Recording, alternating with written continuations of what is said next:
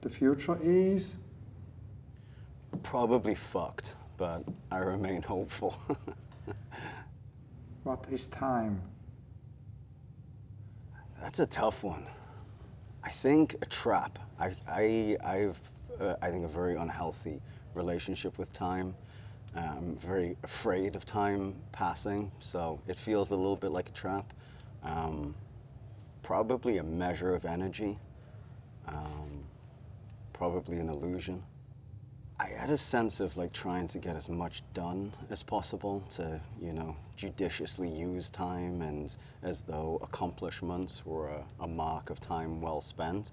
And I'm trying to sort of disabuse myself of that as I get a little older and realize that, you know, we're here to experience all facets of life, and like stillness is a very important element of life. Certainly friendship, adventure, just being is enough. You don't have to be doing all the time. What are you growing? Awareness and figs. I just moved into a new house and I have a fig tree. Planted a pomegranate tree. I'm about to plant an avocado tree. So, but awareness is my main focus. What is your preferred mode of transport? I like to move in every mode. I love to walk, motorcycle for sure. I like to be out, get to smell the flowers, smell the garbage. I love a train ride. I like a plane ride, particularly if it's in first class. Yeah, I mean, obviously, you know, a car ride is lovely. So all modes of transportation, I like to be on the move. I do like to walk. Last year, I walked the Wainwright coast to coast with my little brother, you know, from the Irish Sea to the North Sea across the country. It's I think it's 210 miles, something like that.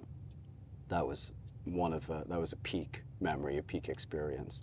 My little brother is a costume designer and he could only get 10 days off of work, so we did it in 10 days, which is an aggressive schedule because then you got to walk, obviously, 21 miles a day on average, and some of it's over the Lake Districts. There's a lot of elevation, but pretty amazing to just have nothing to do but walk and think every day, be completely disconnected.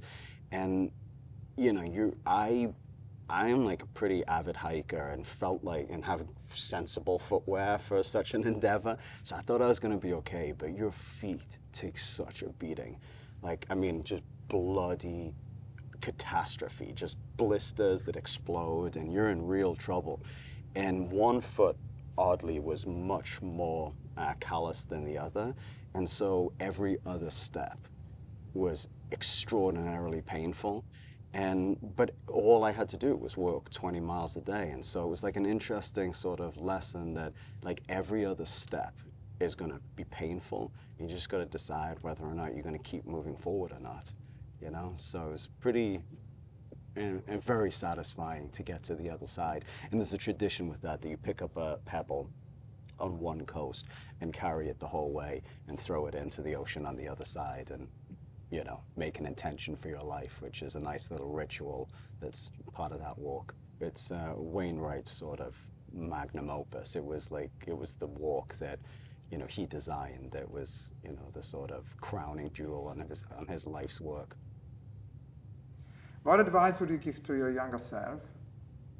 Just don't take shit so seriously. Have more fun. Stop worrying as much, you know? Are you organized or spontaneous or both? I'm very organized, aspiring to spontaneity. I read an Oscar Wilde quote the other day that says, "Some things are too important to be taken seriously." Would you go into space, given the opportunity? No, I think that there's enough to explore here on Earth. Where do you do your best work? Amongst friends. I just was fortunate to work with one of my best friends on a job, and it was just the most sort of life-affirming, delightful experience to go and work with a dear friend. He was directing a project that I did, and I was starring in it, and we were both producing, and I realized that just the friendship and trust and knowing that we had the shorthand was a really fertile ground to create great stuff, and just really trusting each other so that, you know, you can sort of let it all hang out and try mad stuff and know that it would be safe and that, you know, you wouldn't make me look bad in the editing room. What is the most attractive quality in a partner? I think kindness, first and foremost, with a healthy dose of competence backing it up. Kindness and competence are a devastating duo. What do you eat for breakfast? Like I really like a strong believer in you are what you eat, so I try to keep it pretty clean and healthy. I eat eggs, avocados, berries, seeds, and nuts for breakfast. How do you heal and recover? In the natural world, in silence, with friends, good food.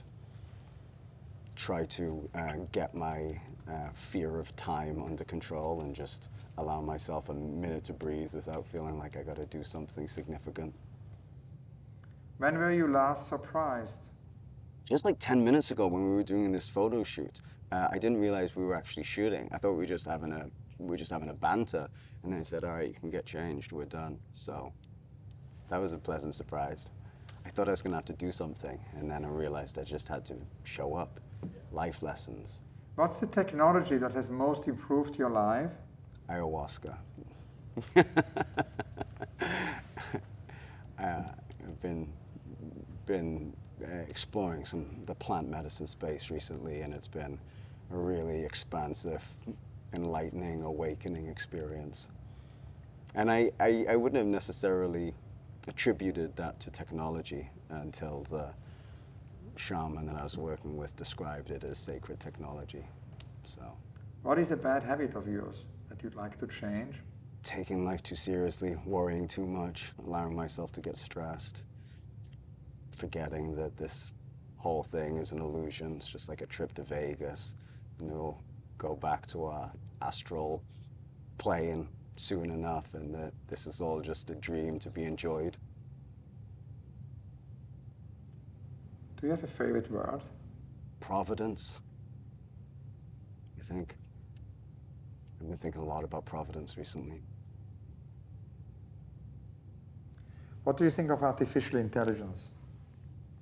Curiosity killed the cat. I was watching an interview a little while ago with Jon Stewart, and he said that his prediction is the last words that will ever be uttered by human beings is, "It worked."